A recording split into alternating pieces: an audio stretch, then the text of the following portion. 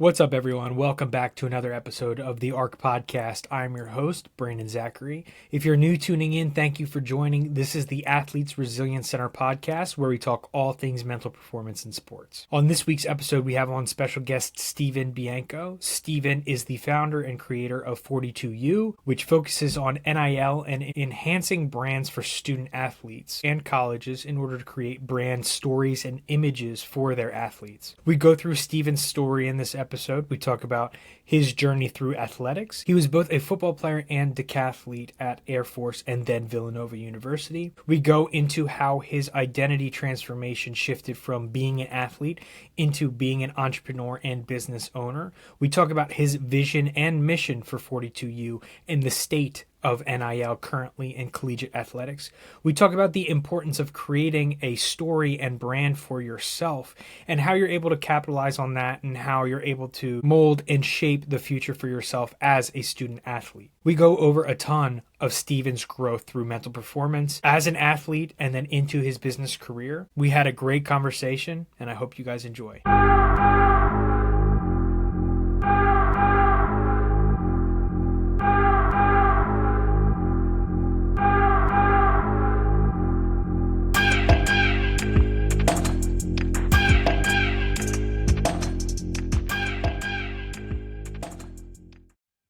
Stephen, we are super excited to have you on today. Thank you so much for taking the time to share your story and your vision with us today. So thank you for coming on. How are we doing today? We're doing great, Brandon. Thanks so much for having me. It's always great to talk about the mental performance aspect of sports, something that's not communicated about enough, especially within the ranks of younger athletes, high school, college, and budding athletes. It's just not ingrained enough. So glad you're doing this. No, I appreciate the kind words. Yeah, we're really excited to share your unique story. I know you've shown a bunch of mental resilience throughout your time in sports and post-playing career. So I'm really excited for you to get to share your story. So just like we start every podcast, I'm going to kick it right back to you, and I'm going to let you share your story of how you got to where you are today. Sure. Well, I guess I'll go back. I'll go way back to a little bit of middle school, only because it's really where the identification of who I was began, that I could personally identify.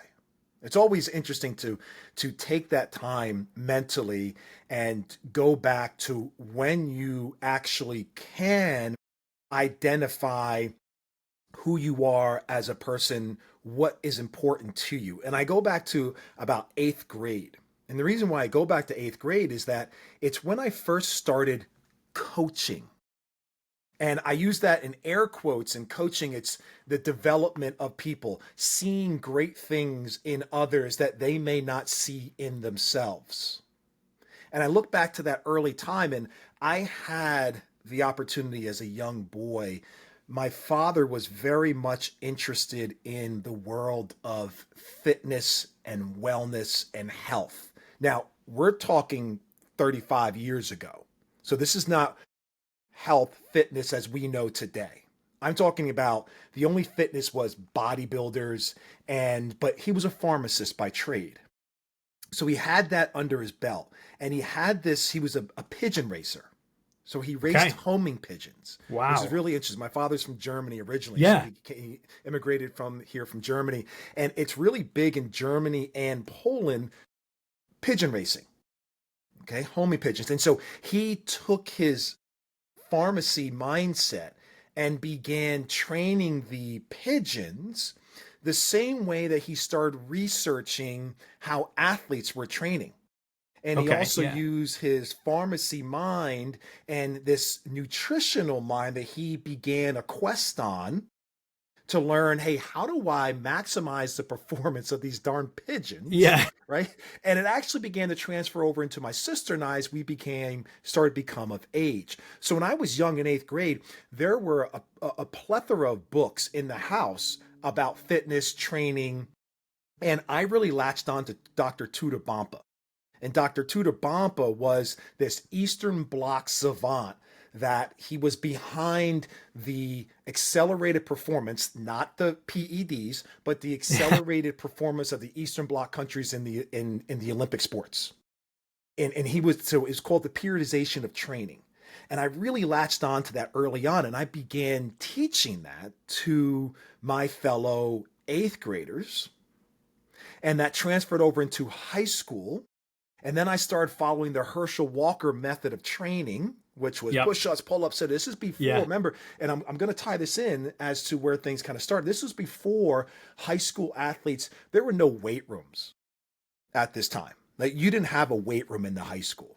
So no one had a strength training program or a fitness program in high school. So I took this information and started training my fellow individuals on the track team in middle school, and then the football players in 9th and 10th grade, and started really developing some programming.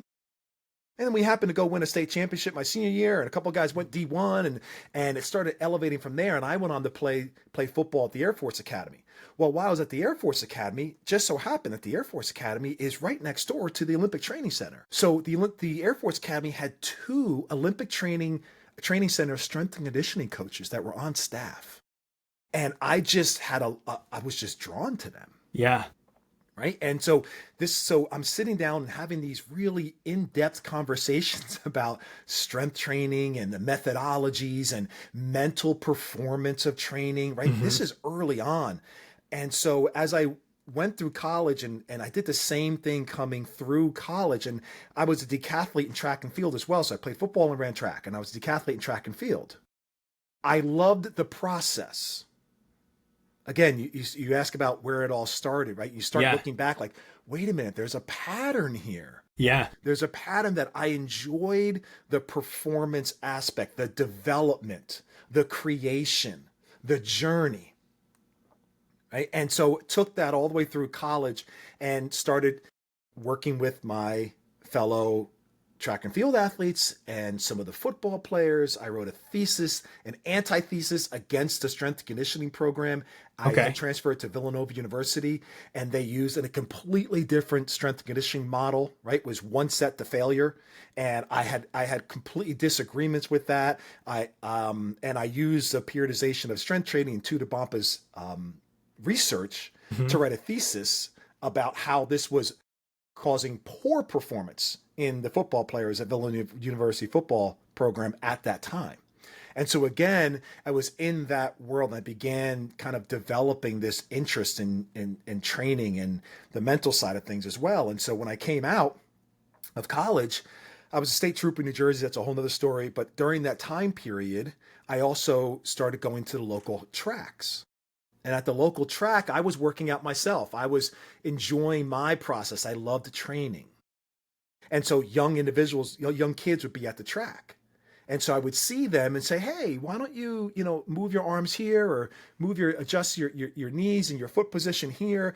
And as time went on, people started recognizing that I was doing this for the young high school athletes that were running around the track with their mom or dad might be there. And I began formulating this group. The long story short, we're about to get kicked off the track that we're on because there's too many kids on the track. And the AD came by and says, hey, what are you doing here? You can't just work out people. Yeah. You need insurance. At the time, I'm like 21. I'm like, what's insurance? Yeah. And so I decided to do it on my own. And that began my entrepreneurial quest. And I opened up a 5,000 square foot athletic training center. And this is one of the first high school athletic training centers where high school athletes, middle school athletes began performance training. And it's so interesting that at the time, and I'm so glad I'm here talking to you about this because this is very interesting. At the time, as I began to promote that business and kind of promote myself a little bit in the process, obviously a lot of pushback because we're still in the age of every parent thinking, no, don't touch weights. You're going to stunt your growth. This is going to happen. That's going to happen. And I had to fight that communication, which is wonderful because I had to educate myself. At a very young age, at 21, 22, I had to educate myself enough to go talk to 40, 50-year-old parents about their 12-year-old son or daughter that, no, it's okay. We're not going to be squatting 225 pounds at 12 years old. Right. There's multiple other methods to use, right, to support this. as time went on, as I putting myself out there, as I mentioned, I started getting pushback on the training and the X's and O's because there was some cool success coming out of this little training center Hmm. in high school, and as time went on in college, and then multiple guys went on to the NFL. And I started getting this pushback. And I started realizing that this training had nothing to do with the X's and O's. And people can talk all they want about doesn't do this right, it doesn't follow this sequence right. And I want to say, you realize this training has nothing to do with the lifting of the weights. The reason why these kids are successful is because we're working on this. We're working on their mind. We're working on their confidence. We're working on their resiliency. We're working on their grit.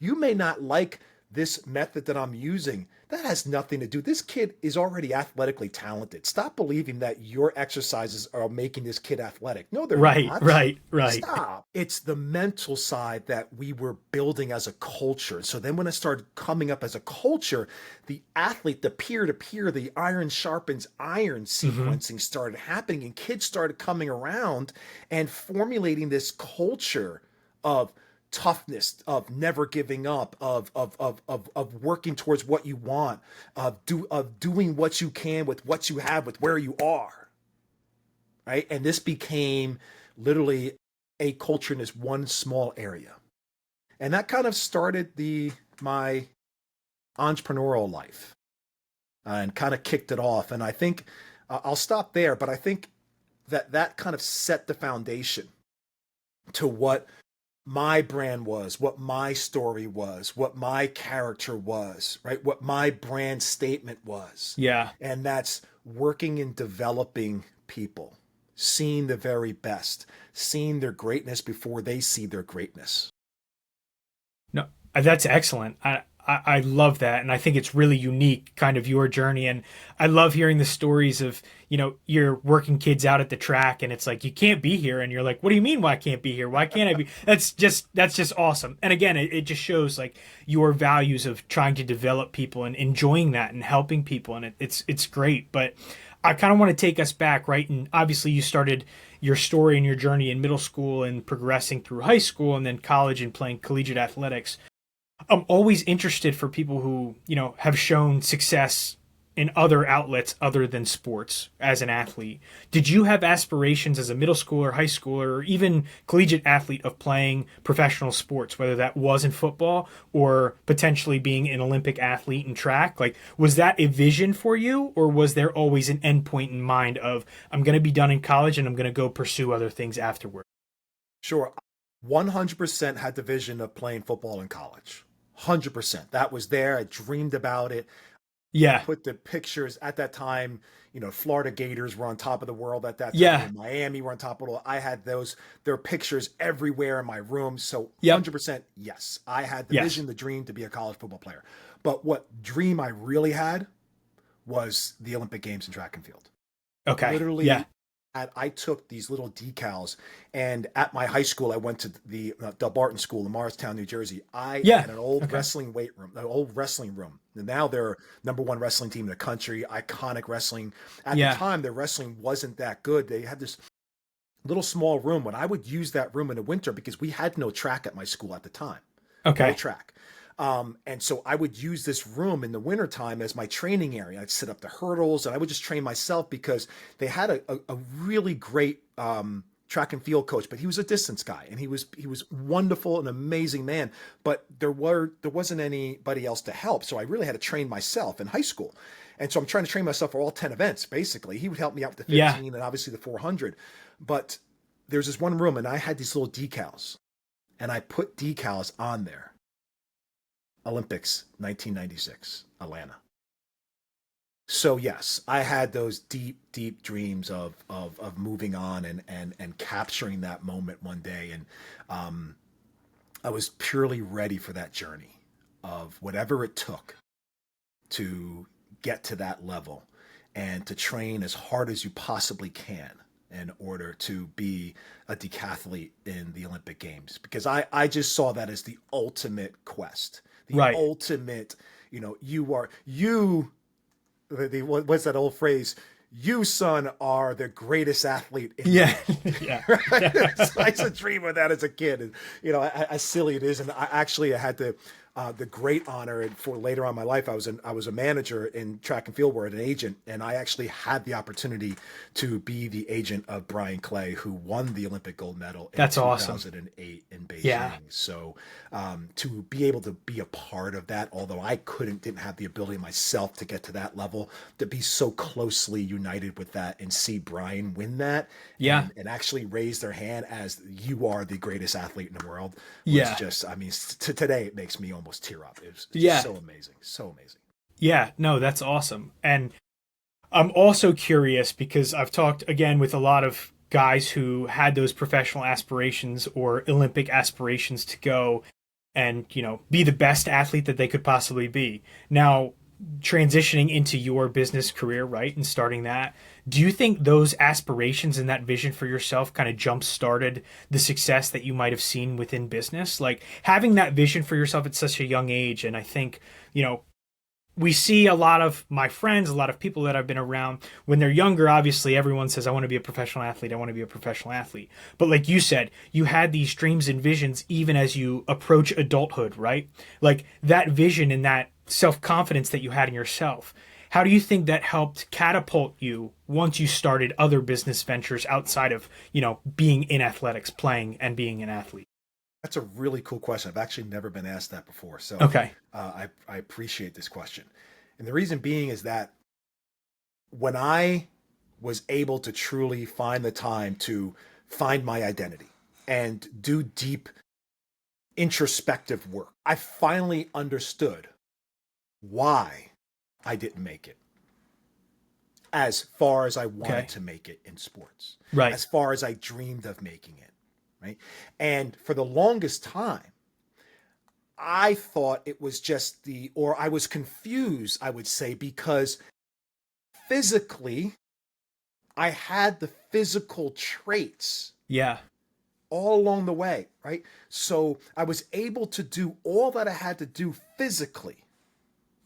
And I had grit and determination, and I would work hard. And so I was so confused as to, well, why can't I make it? Why didn't I make it? And Yeah. finally, in this deep introspection, I figured out why. And I think and I'm going to turn this into, because I think this is what helps me in the business world today. Yeah. This transferable skill that you don't really want to identify as an athlete, but Yeah. actually is really good in life outside of athletics. It was the fact that I didn't do it for winning. Yeah. Yeah. I didn't have the drive to win. I didn't go out there every football game like, man, I just want to crush the guy in front of me and win this Yeah. game. And even in track and field, I didn't have that, man, I just want to go win the gold medal, and that's all I wanted. And that is an incredible trait that the very, very best have. Yes. They have that mindset that I will do everything I possibly can to win, right? And they will do that. Sometimes get in trouble by doing Yeah, that. of But course. it's that old method of, there's a thin line between a great detective and a great criminal. Yeah. It's a very, very thin line. Yeah. Because Yes. you kind of walk the same walk, and you're a great detective because you can actually think like a criminal. You just don't cross that line that a Right. criminal may cross, right? So the same thing with the winning side is that you'll do all that it takes, and some might cross the line, some won't. But I didn't have that. I liked the journey. I loved the process. I loved the grind. I loved all of that. But when it came down to the race, when it came down to, because I never understood why I would have great interval splits. I knew I could run super fast in the 100-yard dash, but when it came down to the actual 100 meters in a race, I just didn't perform at an optimal level that I really could. It's because when I got in the blocks, I didn't really care. I don't want to say care, but I just didn't have that killerness to get in those blocks and I'm just going to beat this guy right next to me. I just didn't have Right. it. Right. Right. And it really wasn't there. I enjoyed the process of it. And in business now and in work, I saw that transfer over, is that for me, it's never been about the money. It's never been about the money.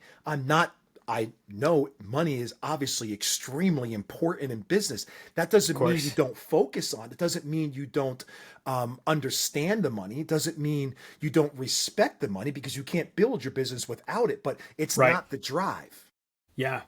So the drive has truly been the development of the idea, the development of the people who are helping create and build the idea, right?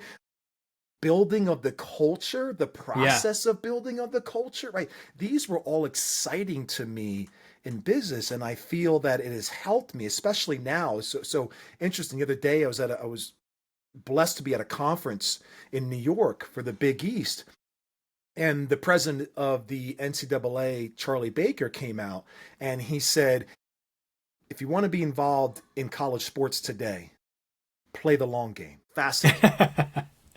Much Yeah. respect that the president of the NCAA, no matter what you think about the NCAA, the fact that President Baker came out and he said, play the long game. The long game is the development of 18 to 23-year-olds as student athletes. That's the long Yes. game. Yeah. So if you're getting into college sports and you want to do well, play the long game. The long game is, and this is one of the, I'll paraphrase, but one of the great things he said, is that the NCAA is the greatest builder of leaders in the world. Yeah. It really is, right? Yeah. And that's what it's meant for. And that's what college athletics is really meant for, is a educational building block through sport and competition with the very best coaches, scientists, administrators in the world to help hundreds of thousands of 18 to 23-year-olds build upon that. Right. And so I think that the way I went about sport early in life, I think it has crossed over. Once I learned what it was, it took me a long time. That didn't happen overnight. Yeah. Right? I had some Definitely real not. flops. I had some Yeah. real challenges. I had some poor decisions that I made, both in personal life and in business life, because of this identity challenge Yeah. and not Right. recognizing that, hey, man, your strength is in the journey. Yeah. Embrace it. Yeah. Be, that your patience you can have with the journey. So I think I think it's transferred over nicely. I look forward to continuing to learn from it and build from it.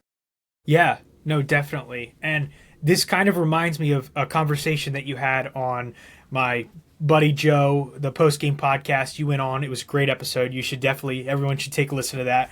But you had mentioned about your identity, how even years after you were done playing, your identity, whether you knew it or not, was tied to still being an athlete. And this is something I even feel to this day. I still feel like I have that internal battle, right? And again, the identity of understanding like this. I was a baseball player in college, and you know, tying so much of my identity to being a baseball player to this day still haunts me a little bit, if that makes sense. And like for you, I'd love to hear kind of how you were able to overcome it, or maybe overcome is the wrong word, how to use it to your own strength, because I think sometimes I do view it as a strength in saying I had all these experiences and I can identify as a successful collegiate athlete, but at other times it can limit you beyond other things, if that makes sense.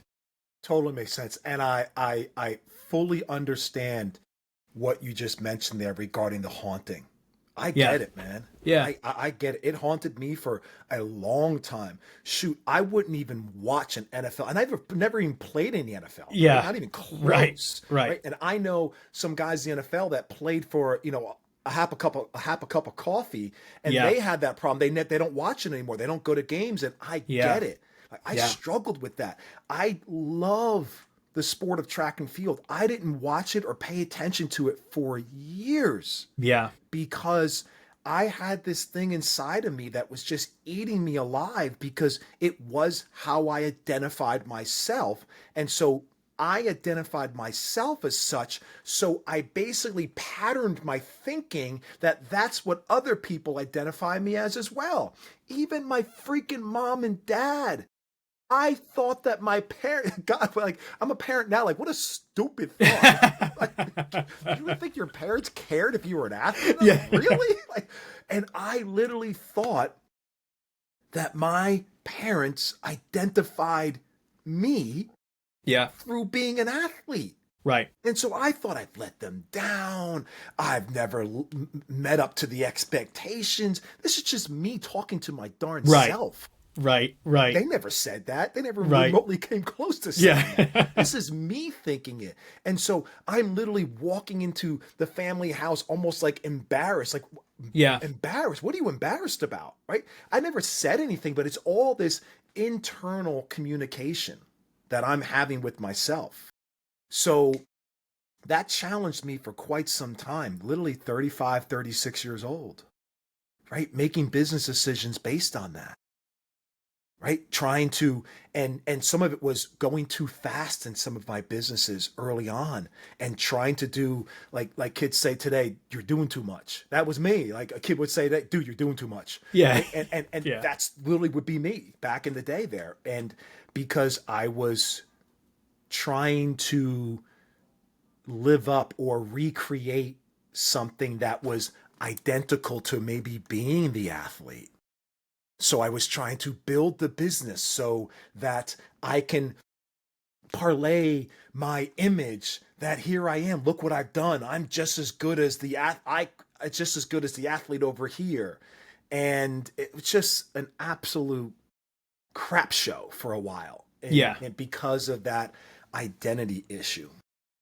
Yeah, and we've had some guests that have come on and talk about this identity issue because I think it's a common thing in athletics and sometimes it's not talked about, I think, as much as it should. But a lot of the people that have come on that have played athletics previously, who, again, like my network is a lot of baseball players. So their identity was tied into I'm a baseball player, I'm a pitcher, I am a shortstop, whatever it may be, right? I'm a professional baseball player. But the introspection, like you talked about, when you're really taking a deep dive and looking at the identity that was created through sports, is not that you are your sport. It's that you are the characteristics that you gained through your sport. And I think you put it really, really great earlier when you were talking about what did it help you kind of gain and acquire? Resilience, grit, how to work on a team, being a leader, right? Like you just said, the NCAA is the best at creating leaders for the future, right? Because it is the long game. And I think understanding that that identity is not, oh, well, I identify as a baseball player, so all of my value is attached to successes or failures, both high and low, but through kind of the resilience and the grit that you show. And I think the times when I look back now, and I'm most proud of myself or my team or my teammates is through when they showed those instances of resilience. Maybe they had a really bad year in college and then the next year they came back and it was like, man, this guy trained all year and he really showed that level of resilience to come back and show what he's made of. Or they go 0 for 3 in a game, but their last at bats in the bottom of the ninth and they're, staying neutral and able to kind of come up big with that hit because they didn't let those 3 at bats identify who they are as a player, right? Because they showed that they're bigger than that. And I'd kind of love to hear some of the traits that maybe you've learned. Obviously, you said resilience, grit, leadership through sports. But is there anything else that maybe when you look back underneath the curtains a little bit that you kind of found you've gained through sports, through even working in sports? Shoot, I'm going to say this as a 6'3", 240-pound man. Yeah. Love, compassion, empathy. Yeah, that's great. I think that has, come through sport. Yeah. And I think that's come through the failure of sport as well. Right. The humbleness, right? You can't be a great husband without being humble. Because a great wife will humble your ass. Definitely. Right? No doubt. And if you don't know what being humbled is, and if you don't know what having compassion for your teammate that's going through a difficult time in their life, and you need to be there for them because this is your team and the team is only as good as the weakest link. And at that point in time, everybody's going to have a weak moment. Yep. At that Definitely. time, it's this guy, this woman, or this guy over here. And you need to have compassion for them. And you need to have empathy for them. And to learn to put yourself in someone else's that there's something bigger than you. Right. Right? That Right. you are a child of God that just happens to also play this sport. But at the end of the day, your job is that child of God who is supposed to be there for that individual, is supposed to love them and care for them. And I think that's one of the most incredible metrics that that sport in general has taught me.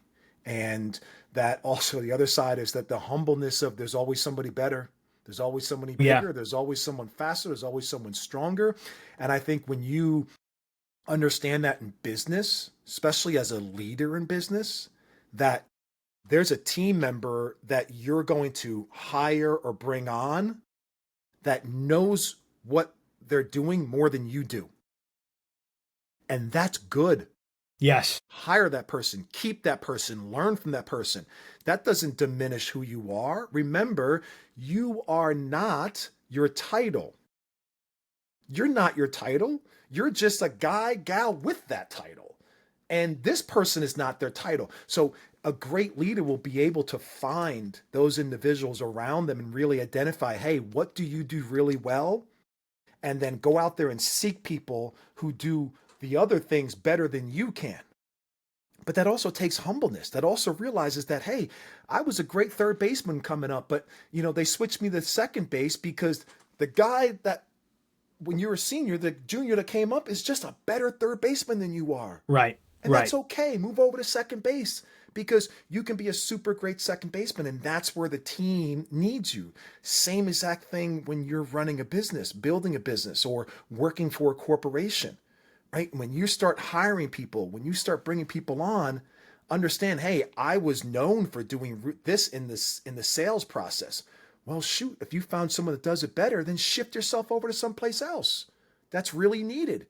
What good are you playing third base when the other guy's better when you can do a better job at second base? So Exactly. I think that sport teaches you a lot when it comes to some of those finer points of understanding, right? And you look at, I just thought about this when you were speaking about it before.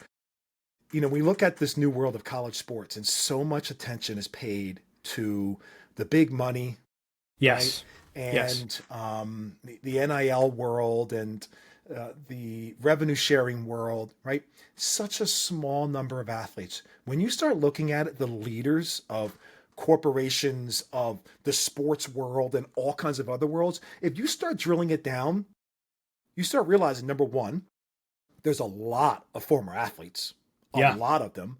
Right. And they were a walk-on here. They played D3 over here. They were D2 over here. Small Division I school over here, right? It's unbelievable, right? And so that's where the focus has really got to be. As we're looking at college athletics, right? The focus has got to be on the majority of student athletes who are making up the teams in college athletics. No, definitely. I completely agree. And I think this is a perfect segue into now your current venture and really what I want you to come on and talk about, because I think you're doing it in a very unique way. Just hearing you talk about 42U and your company and how you're able to build it, right? And what the purpose and the vision for this company is. Again, I'm going to refer back to the post-game podcast. Joe's been on here. Joe's a buddy. But I think you did an awesome job at kind of explaining, like you've talked about and what you've said, the long game for athletes and how we view NIL as people sitting on the couch watching college football and say, wow, Arch Manning's making $5 million a year to go play quarterback.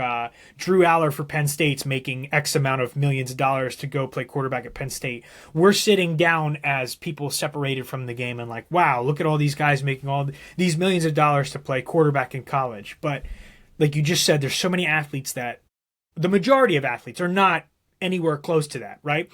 And using the NIL in order to bolster their career after sports is something that I think goes by the wayside for a lot of fans, a lot of people who aren't really invested. So I'd love you to talk about your vision, what 42U is, and what the purpose of what your company is and what you guys are trying to do, because I really think it's a great message.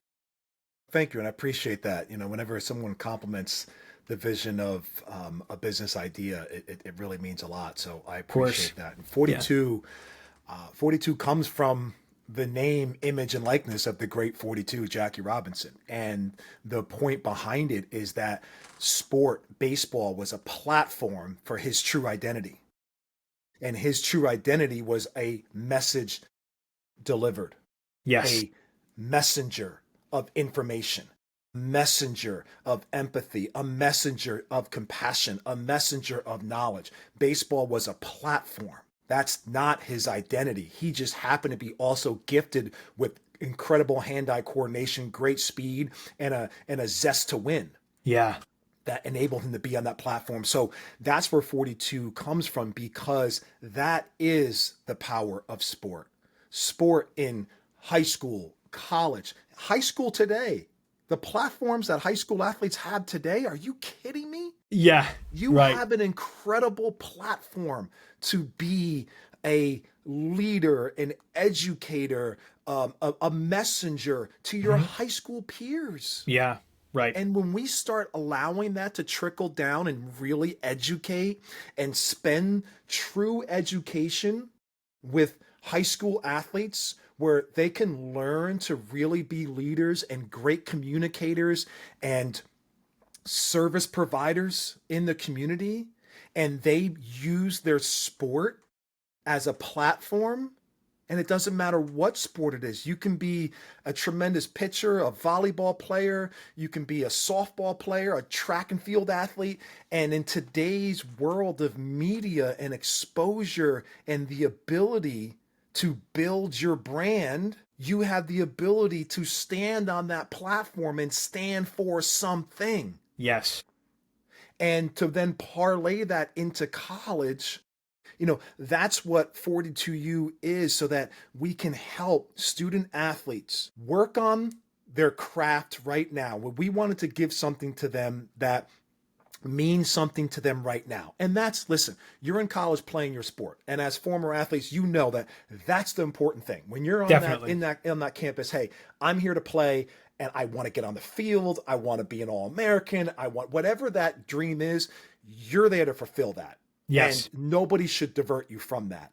So we knew, hey, can we offer them something that helps them with this right now?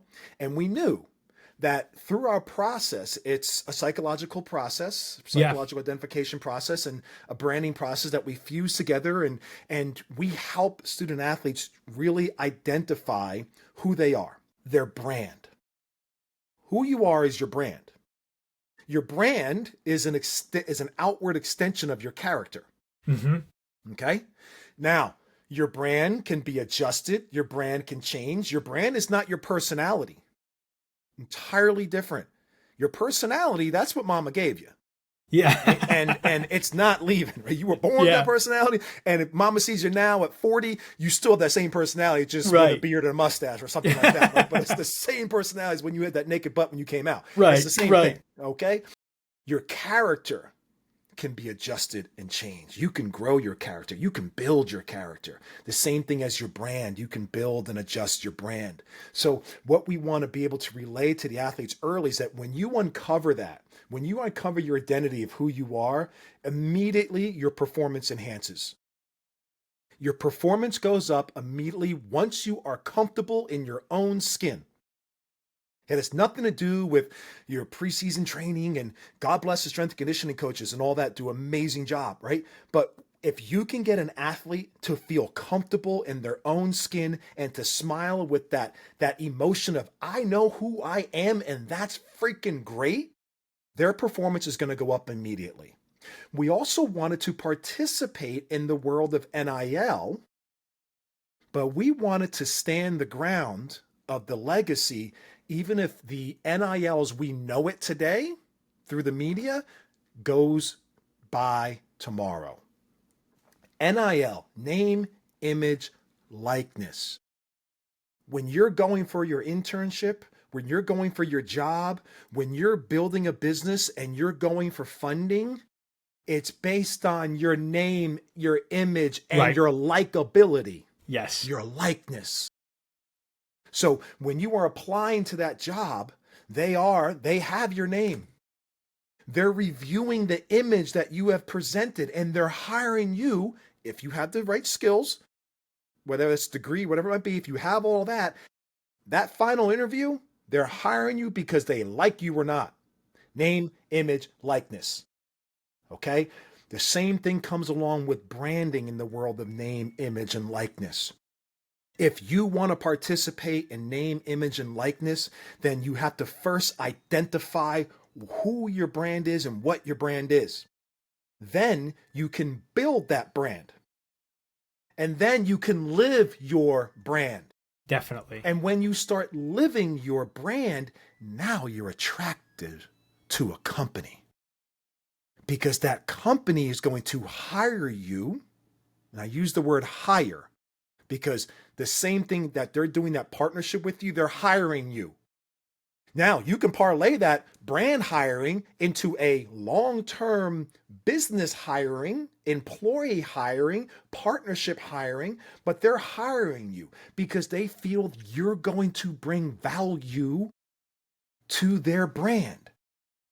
And at the end of the day, the value is that how can you help us sell more products, sell more services, or put a message out there that we're trying to put out there, right? And so we wanted to build this out so that we can help the athletes in this world of identification, NIL, however you want to look at it, okay? And assist them in that process, assist them in the process of going from an athlete and learning their true transferable skills. Yes. And that's something that we do through data, not opinion. Yeah. This is not based upon opinion. This is not based upon, hey, all athletes work hard. Bullcrap. They do not. True. All athletes are on time. No, they're not. Nope. Right. All those, that's great. And you can spread that out. And this is no diss to any athlete because we are, but that's not true. Not all athletes are the same, just like not all people are the same. So stop equating athletes as just this blanketed statement as athletes. That's not true, right? Not all athletes are about the win. I wasn't, but I'll work to the bone for you. Yeah. I'll go into a foxhole with you, but I'm not thinking about the win every single day or I'm not thinking about how we going to make $1 million today. Like, I'm just not thinking about that. But if you want someone that's going to get down and dirty and stick with it and stay with it all the way through, I'm your guy. But that's part of my transferable skill. Right. Right. And so we want to help student athletes understand what their true transferable skills are, because you talk so much about this on your podcast, the mental performance of athletics.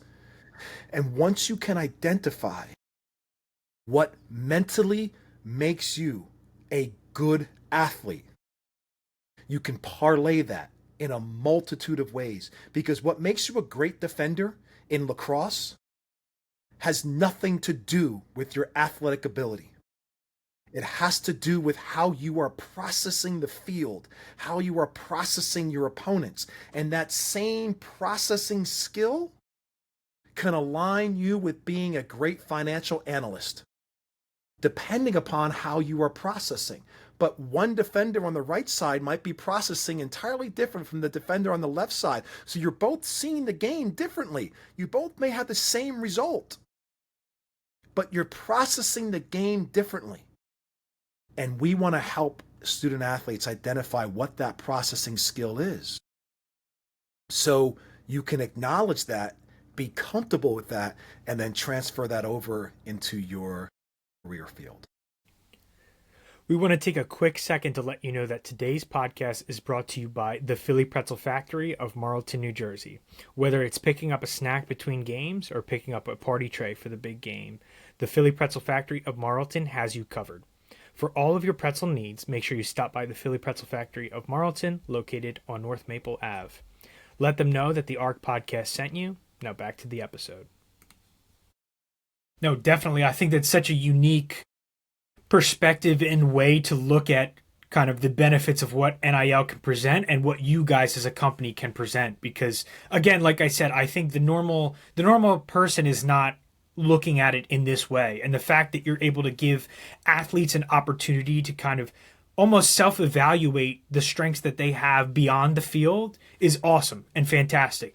And truthfully, that's what this whole conversation between you and I has been about, right? It's like this level of identity that's not just tied to, obviously, like you said, they go through a psychological process in going over what are some of the characteristics or strengths and weaknesses that they have. And I'll tell you right now, I'm sure a characteristic strength that you don't want to see is like, I'm good at baseball, I'm good at lacrosse, right? It's beyond that, it's much deeper. And parlaying that into relationships built with companies in which you can have a future with, you can be an employee, you can be a partner with moving forward is invaluable. It's awesome. And looking at your company, I know you guys have paired with and partnered with the Big Ten, which is awesome. It's really cool. I'd love to hear kind of, obviously you don't have to get into the nuts and bolts of the behind the scenes of how that works, but for you and your company, how does it work working with schools in the Big Ten, working with athletes, and working with coaching staffs? Because I'm sure that's a pretty cool experience for you guys and being able to share your vision and kind of how it benefits those athletes. I'd love to hear how it works working with the colleges, the athletes, and the coaching staffs. It is, first of all, when you're building a business, to have the ability to be accepted by a powerful entity like the Big Ten, right? And someone like Omar Brown at the Big Ten, who heads up the impact division of the Big Ten, and to be aligned with them on their mission. Yeah. That you can be that little spoke in the wheel that helps their mission keep going and do all that they do, because the Big Ten is doing some incredible things for their student athletes, right? So, we hear about the $2 billion private equity. We hear about the conference changes. We hear about the realignment. We hear about the super conferences. When you really talk about some of the nitty gritty, when you really look at a conference like that and what they do for the student athletes, to truly embrace them as students, as people, and then as athletes. Yes. It's incredible. And you realize, just like good to great, right? You see why there are good conferences and why there are great conferences. Yep. Right. And the Big Ten has been able to establish themselves as a great conference because they do more than just put on the games, and they service student athletes. It's been a blessing to be able to be a part of them. But you asked about, what it looks like inside a university. So we go into a university. We generally start with SAC. And SAC is a Student Athlete Advisory Council, for anybody who doesn't know. And that's generally your, 2 or so athletes from each sport that are, those have to be the best athletes or the key players, but they could be, but also leaders, and who are trying to do a lot more on the planning side and the development side. And that group gets together. So we generally start with the SAC. And what that does is that it allows what we're doing to start being parlayed out to all the sports, to have, ambassadors within the sports. And then we go sport by sport. And then we team up. We generally team up with a division of Life After Sport. So we've been teaming up with either the division of Life After Sport or the NIL division, kind of a little bit of a mix, depending upon the university. Some universities have very large scale Life After Sport, like Rutgers University does. Kudos to Rutgers. They may not be winning a whole lot of ball games in football or anything like that, but they are winning at the Life After Sport. I will tell you that. That's awesome. They have a team of 4 or 5 people at Rutgers University that are dedicated to the student athletes at the university for the Life After Sport, which is incredible. That's awesome. Led by a woman by the name of Carrie Locke. She does an incredible job of dedicating, how am I going to help these student athletes so that they go from Rutgers University and are able to parlay this degree into something great out into the world. Right? Yeah. Fantastic. So we generally partner with individuals like that, with teams like that. And we go in and we present to the team. And when we present to the team, the athletes, from there, they do the different evaluations, and we build out their branding kits. And then we present their branding kits to them.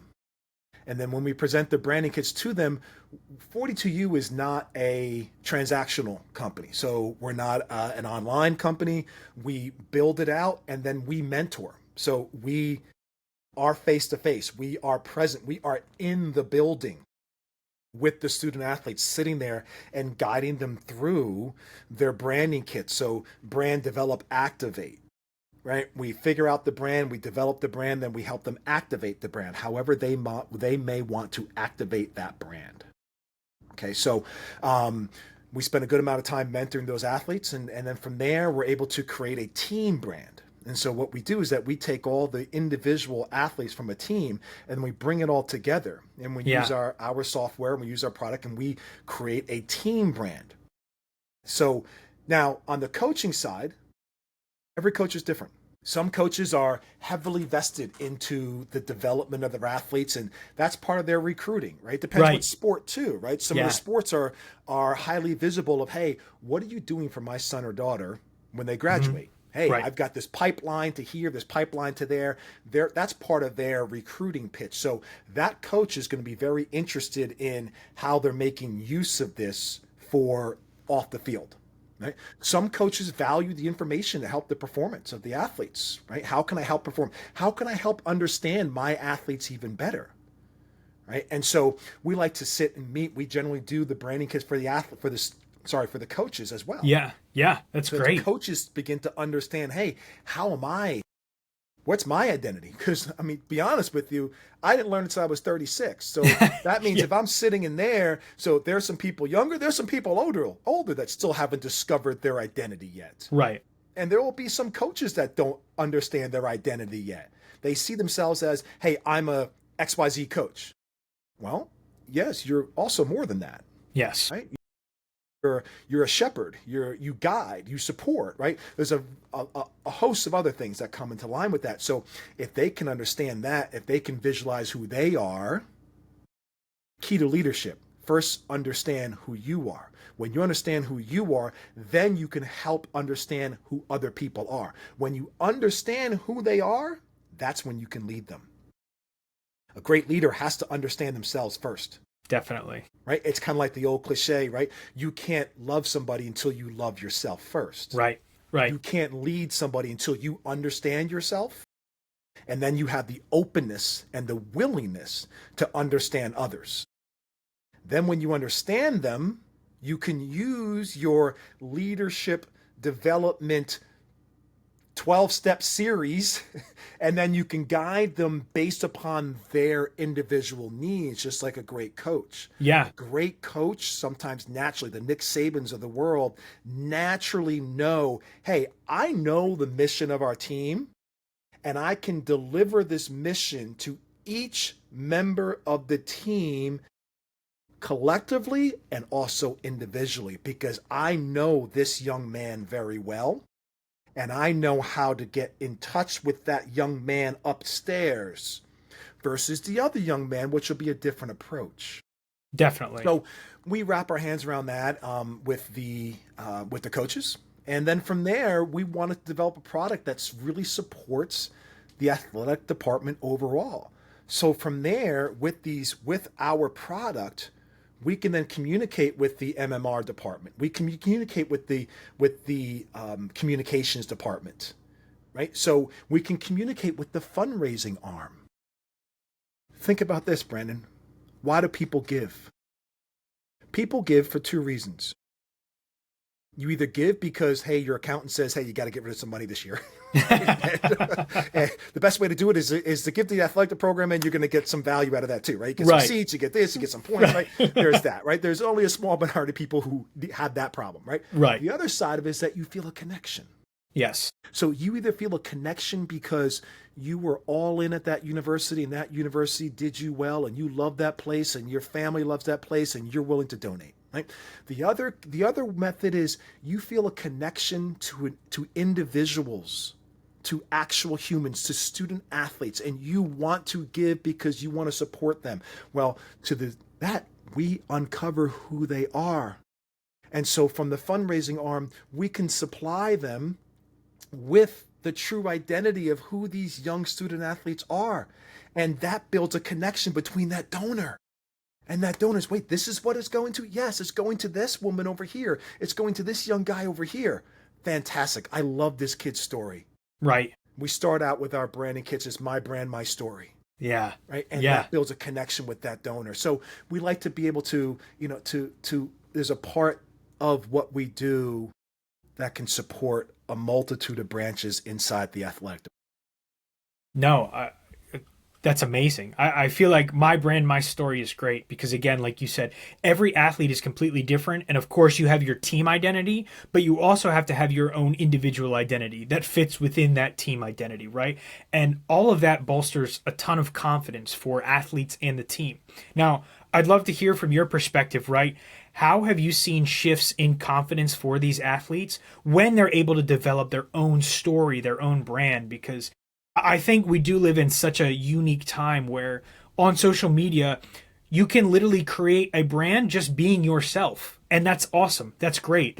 There's been no other time that we've had things that allow us to be able to create that. Now, how have you seen confidence shifts in athletes and teams specifically when they're able to identify, wow, this is who I am as a person, this is my story. Now I'm able to share that with people. Really cool question. The reason why I say that, just coming to memory, one particular field hockey program that we built out for. The coach comes to us a few days after the athletes getting their branding kits, and she says, "I saw her confidence boost up immediately after she had time reading through her kit." You see, on a business level, that's what it's about. That's the Right. core value. Right. That's the core value, that changing someone's life just a little bit, Yes. just a small bit, to see that young woman. And then we had to build, and we saw it ourselves, right? We went back in for a follow-up, and she just had this different pep to her step. Right. It was beautiful to see. And you realize that impacted this young woman. That just this little small bit, and now she's going to elevate that to all different levels, and somebody else will help her climb up the ladder even more. But we impacted that one little spot that maybe sparked it for her and began to elevate her. So we see that. Now, the other side of it is you build a connection when you know people really well. People laugh at it, but there's nothing better than a kumbaya.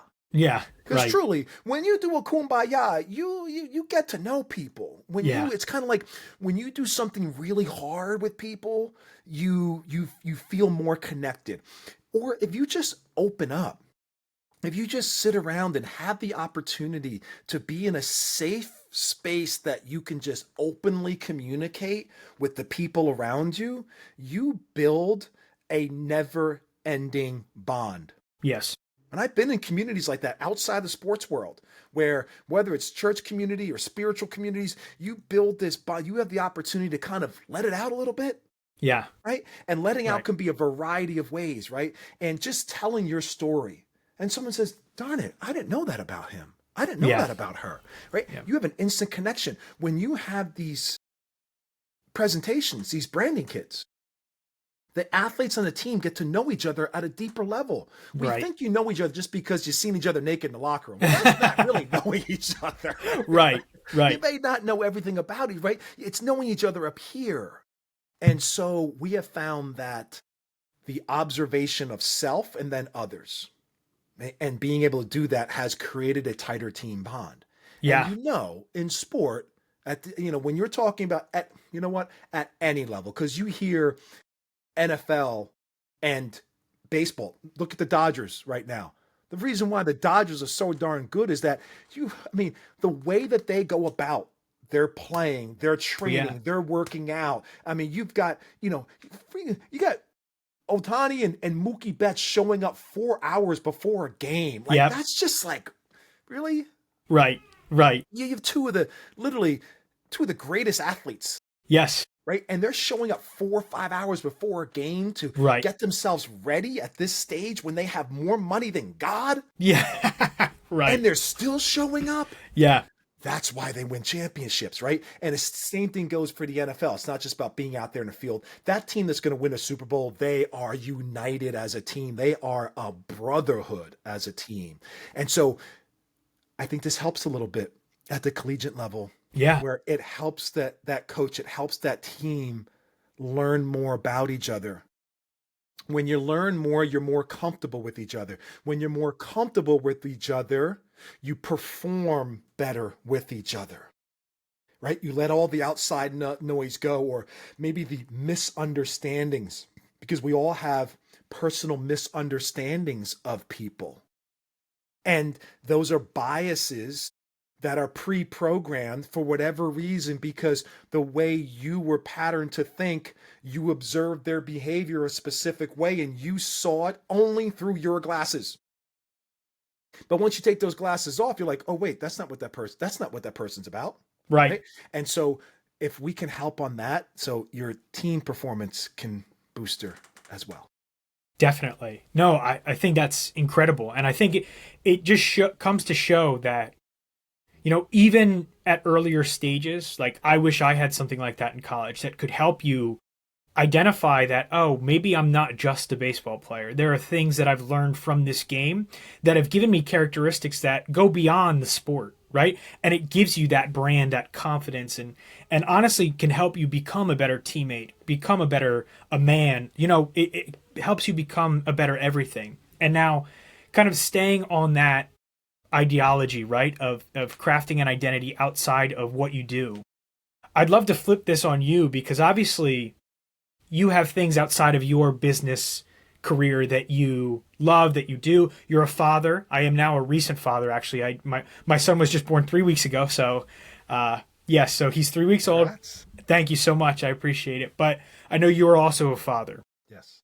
I'd love to hear your perspective because obviously, it's just nature. I was also an athlete. I'm thinking about like my son as he grows old, if that is a thing that he wants to pursue, whether it's baseball or any other sport, how I kind of want to go about that. Because I know you could be dad and you could be coach and you could be all these different identities, right? I'd love to hear how you've kind of approached guiding your son and mentoring your son, because obviously I'm a new father and I'd love to hear any piece of advice or anything, but I kind of would love to hear how you went about it. I was lucky enough to have a father that coached me, and I think he did a tremendous job at dividing, okay, we're going to coach in baseball, and then after that, I'm dad, and we can just kind of divide that out. But I'd love to hear your approach of how you're able to mentor your son through sport. Sure. Well, congratulations to you.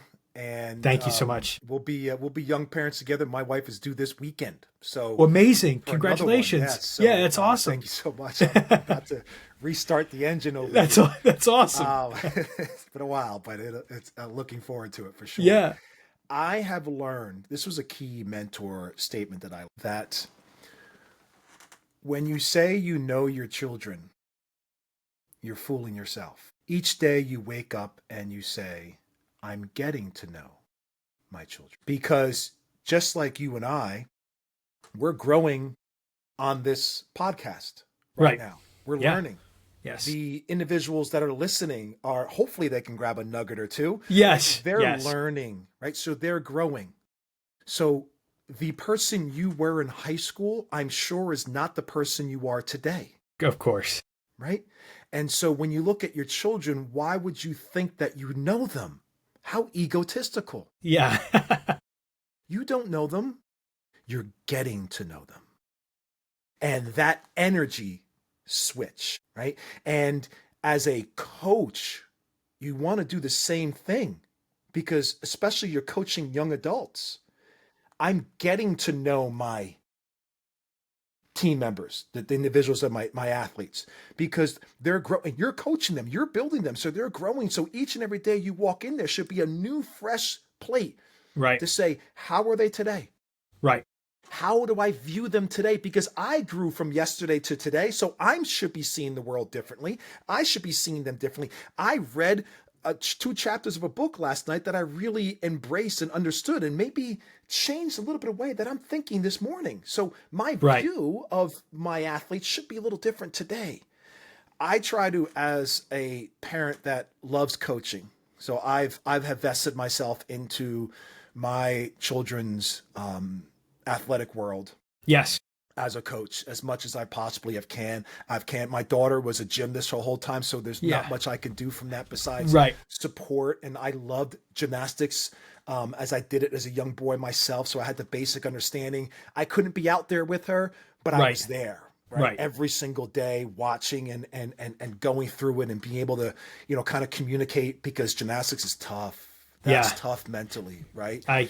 And I learned early on that when she got in the car, because she was a very high level competing gymnastics, she was homeschooled, spent the whole day doing gymnastics from like 8 to 3, Wow. and Okay. she went that whole route. And Yeah. so I learned that when she got back in the car at 3 o'clock, there was no asking about gymnastics. Okay. It was asking, "How are you?" Yeah. And then Yeah. let it go from there. If Right. she wanted to talk about gymnastics, then go ahead, talk about gymnastics. If she didn't want to talk about gymnastics, then don't ask about gymnastics, because she just had someone, hounding her about gymnastics for the past 5 hours, right? So that's not the role, right? And I think, knowing your role, right? Nick Saban says, do your job, right? Yeah. Bill Belichick says, do your job, Right. right? I think it's the same, know your role. And your role can shift at different times. I think that's an important thing about parenting as well, is that we have different phases of our roles, Yes. right? So I'm having a young one. I also have an 18-year-old boy. My Yes. role with him is completely different right now than it is with my 12-year-old. And I Definitely. had to actually think about that shift, right? As a Yeah. parent, as a coach, you have to be proactive about the thinking process of the shift. Right? Like, hey, I have to shift. And I actually, when he turned 18, I identified with him to tell him almost, I'm making a shift. And I didn't use those words, but I told him that, hey, you're 18 now. You're still going to make mistakes. You're still going to, you need, guidance and all that. But I'm here when you need me. I wanted to let him know, I trust you, man. You go out there, and I trust what I did over these 18 years. So I'm letting you know that I trust what I did over these 18 years. I trust you now. And when you do make a mistake, I'm here. When you do need help, I'm here. But go out there and do your own thing. So when he's applying to his college applications, going through all that, hey, do what you got to do. If you need me, you know where to find me. But I know you don't need me to hound over you to make sure it's all done and to Correct. make sure it's on time, right? If you're in a pinch, call me. Yeah. Let's get it done, right? Of course. And on the 12-year-old, it's a different shift, right? It's a shift where it's like they're 13, sorry. He's Yeah. kind of stepping out a little bit, but he still Right. wants, hey, Dad, is this right? Should Yeah. I be doing this? What should I do? And it's kind of, so now you're learning and you're proactively thinking he has to learn to think on his own. But at the same time, he can't really think on his own yet. In certain ways In he certain can, ways. Right. in certain ways he can't, right? I want him to learn that, hey, express yourself. And then in your expressions, then I will guide. But you know the right, and you know what you like, you know what you don't like. Like, he's going through the high school selection process right now. He's a quarterback, right? And Okay. so Yeah. he's a pretty darn good little quarterback. And so Yeah. he's starting to, he's got a little pep to his step right now. Yeah. He's got a little bright future if he keeps growing and keeps working hard at his craft, right? And so he's going through the high school selection process now. And I give him all the information I can possibly give him. That's Yep. my job. Right. You can't find that information. So I'm going to get all the information. I'm going to dig. I'm going to ask questions. I'm going to learn. I'm going to ask the hard questions. And I'm going to deliver the information to you as information is. I'm not going to sugarcoat it. I'm not going to pull back. I'm not going to angle it. I'm going to give you the cold, hard facts about each institution. Then I trust you that you have the brain capacity now at 13 to think, what do you like? And then I want him to trust the fact that now you can ask me a question. So, Dad, what do you think? Can they develop me? Can they help me get to college to play ball? And then I will give him, hey, that school, hey, look what they've done. It's proven, right? If you become their quarterback, the last 5 have gone on to be Division I big time quarterbacks. So if they select you, if you do what you're supposed to do, it looks like historically they have produced Division I quarterbacks. Right? This place over here, no, they haven't yet. But maybe you're their first. But they haven't yet. So that's a fact. Right? And so we start learning how to do that as a parent. And so I love the coaching. The other side is that of the coaching is that I love for my children to see me guiding and mentoring their peers. Yeah. Yeah. I think that's very powerful for a Yeah. child to see. Right. And that you're loving, supporting, but also hard on their peers, right? In a loving and supporting way, where they see you trying to get the most out of their friends. And I think for a child to see that my parent is helping my friends get better, I think that's beautiful for a Yeah. child to see and for a child to emulate. Yeah. What your child sees, your child will do. Your child sees you building people up, even if that's hard talk, but that's not demeaning. That's not hurting them. It's Right. just sometimes tough talk, tough Yeah. love, right? But then they see you build that kid up. They're going to see that. Right. They're going to emulate that. Right. And that's everything a parent can do. The most important aspect of parenthood.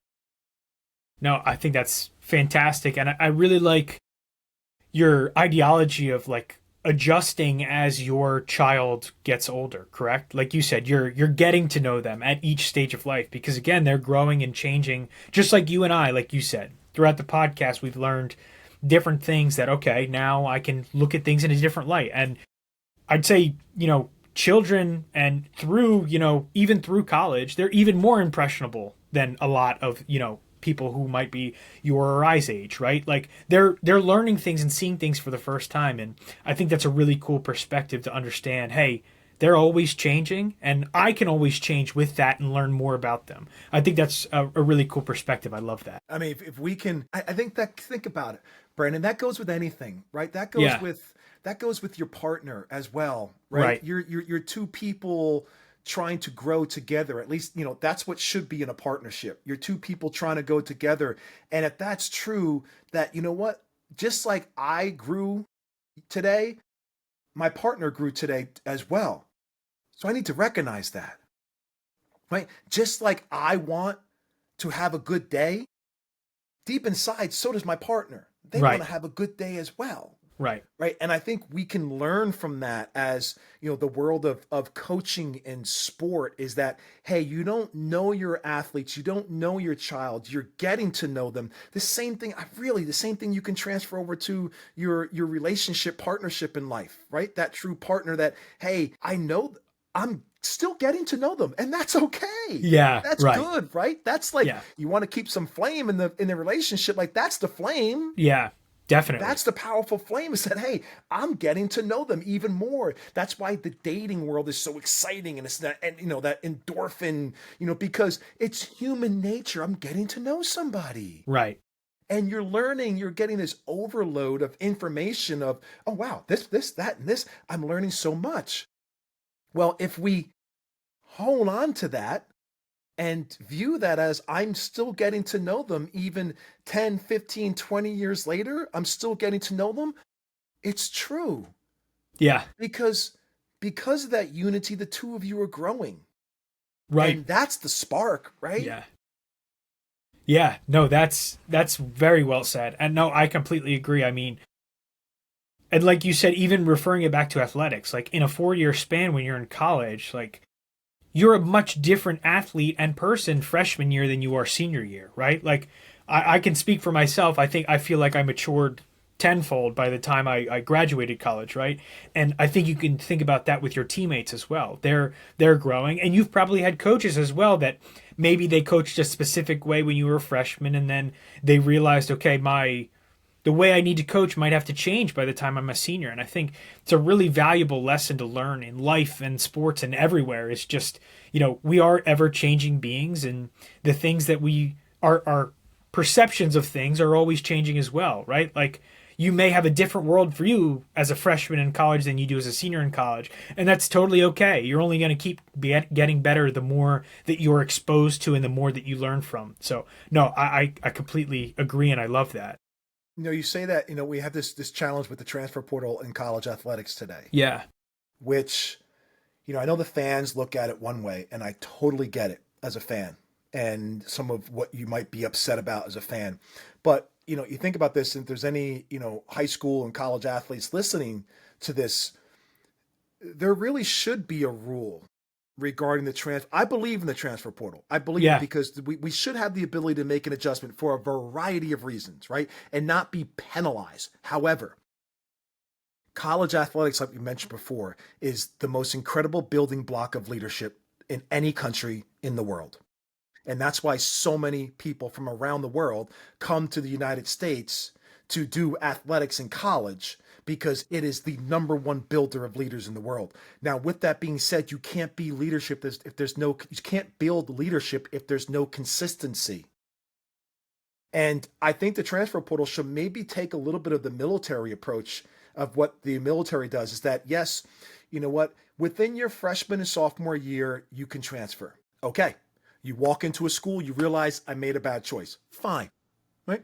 You get to your sophomore year, you realize, hey, maybe this isn't the right system for me, or I've got someone in front of me, I'm not going to be able to play, maybe I'll shift positions, but whatever it might be, I have the ability to transfer. Then you've got to stay.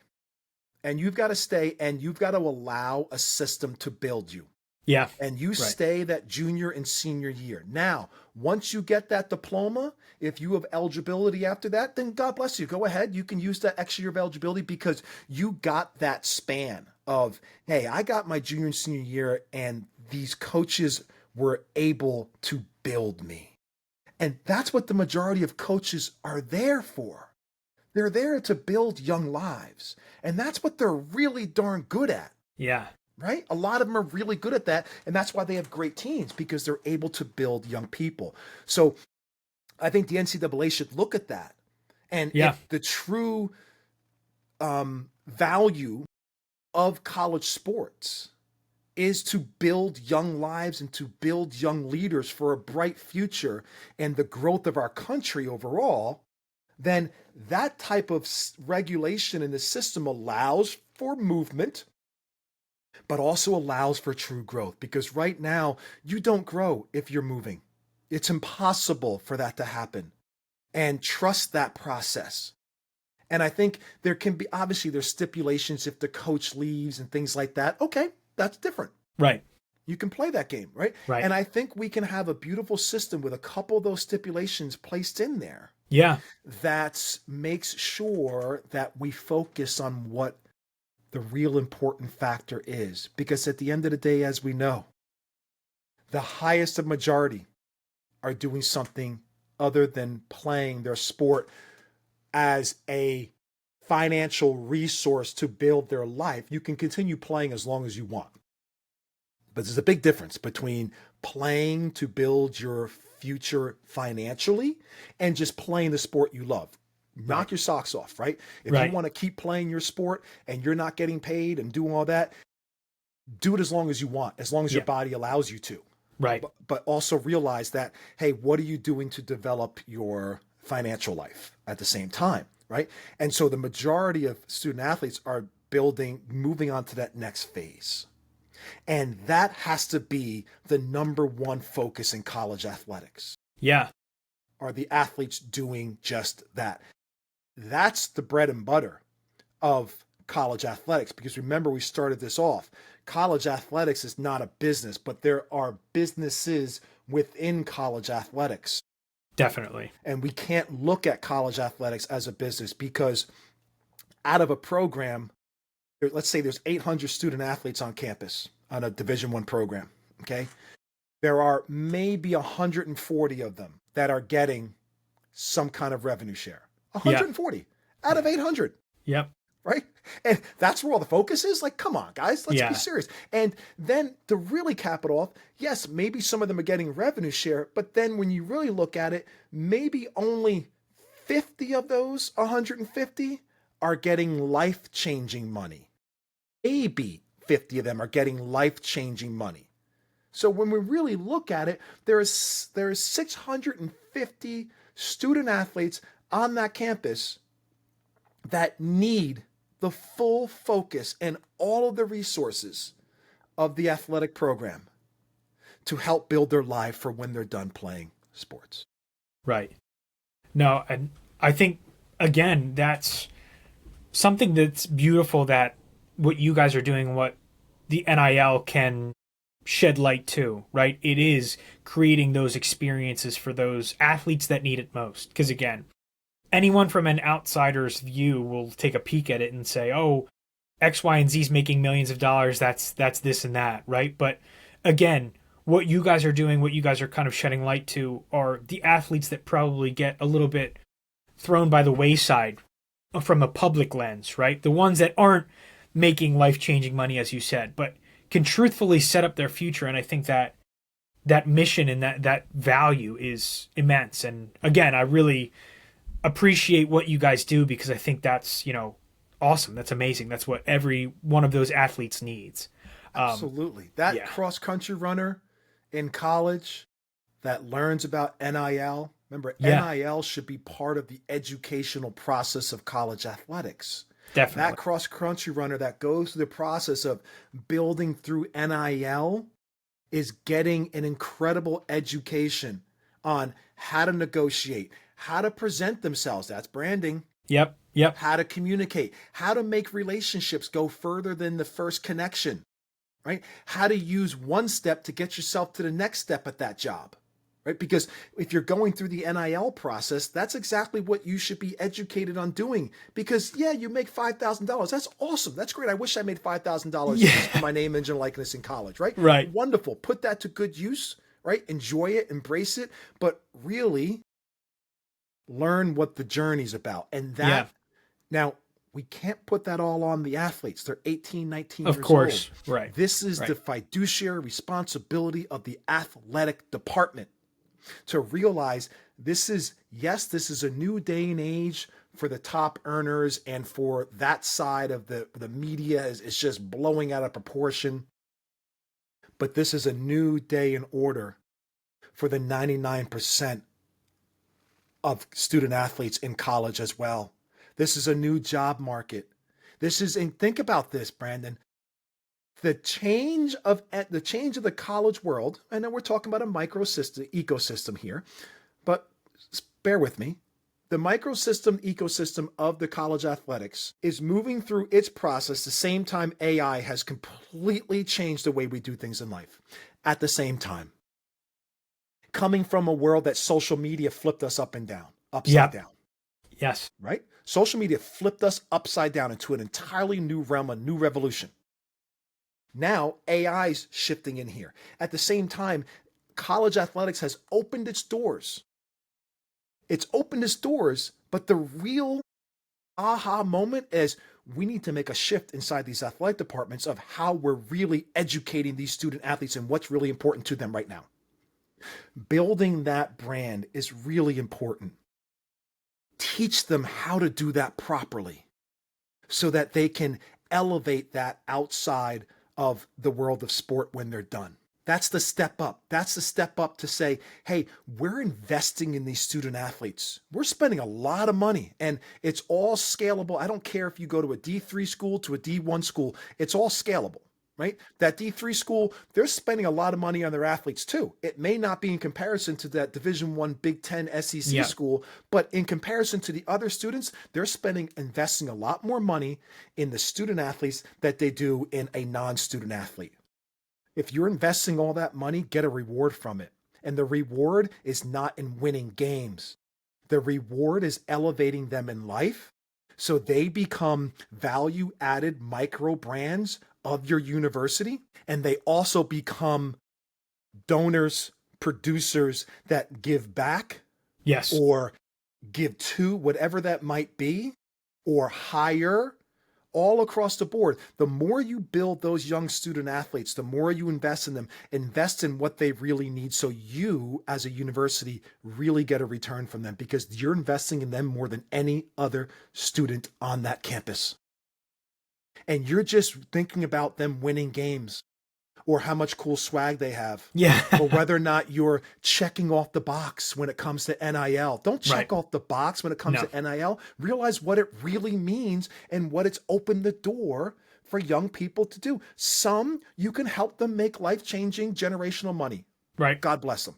Yep. The others, you can set them up for success in a new order of how the business world is operating today.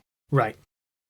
No, I think that's beautiful. And I think it is such a unique sphere, and I love hearing your passion and you talk about it. I can tell that you have a genuine enthusiasm for this and kind of building up these athletes to be more than just athletes, like we've talked about this whole podcast. I think it's really awesome to kind of hear about someone like you in this space because again, there is a lot of negative connotations associated with this world, and to hear someone who has your level of enthusiasm, who really is passionate about this, who is doing it for the right reasons, I think is really refreshing, especially as someone who is a fan of collegiate athletics. So again, like I've said multiple times in the podcast, but thank you for kind of the vision and the values that you're creating with this, because I think it's really beneficial in helping a ton of people. Thanks, man. I appreciate that.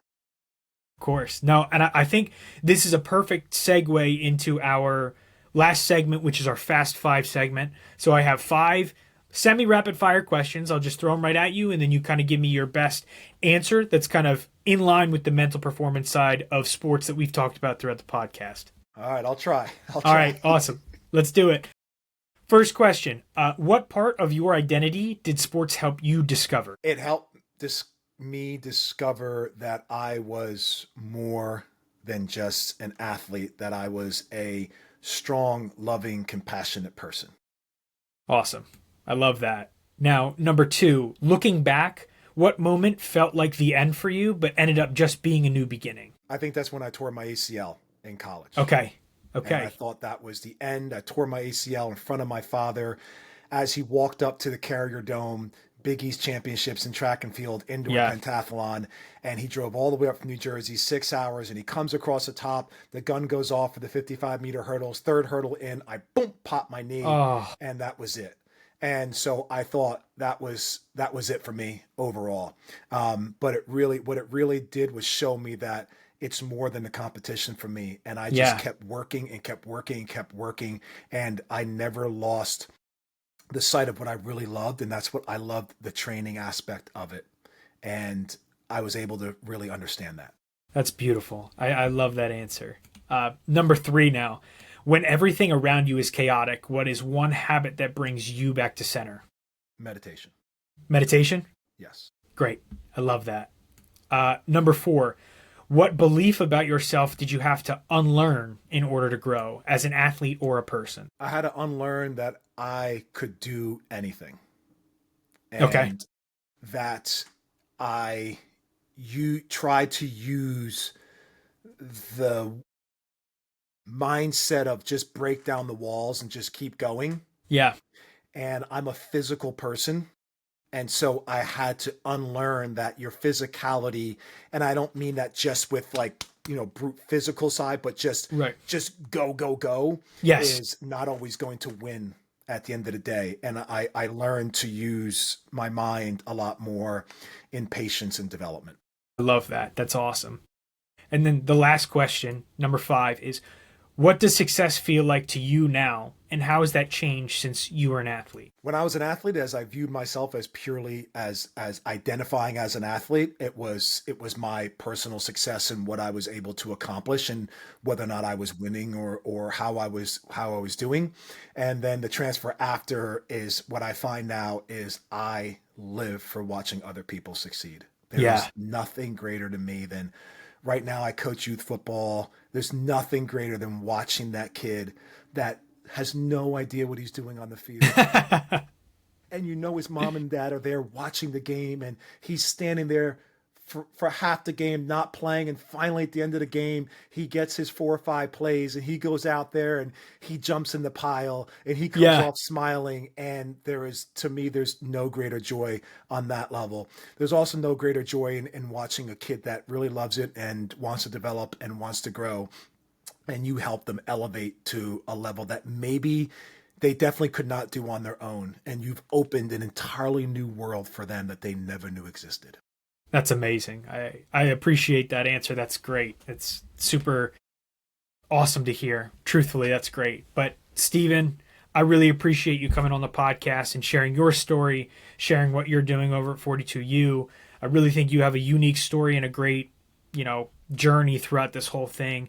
And I really do appreciate what you're doing and sharing all this and being vulnerable here today. So I really do appreciate you coming on and sharing all this. And taking the time to speak with me. So thank you. Thanks, Brent. I appreciate you putting this on. I hope hopefully people get something from what your podcast is and what it means and what your guests talk about. So there's always opportunity to learn. There's always a nugget to grab from somebody somewhere. And so I just like to close with, all you can do in your life is do what you can with what you have, with where you are, and make the very best of it. So I appreciate what you're doing.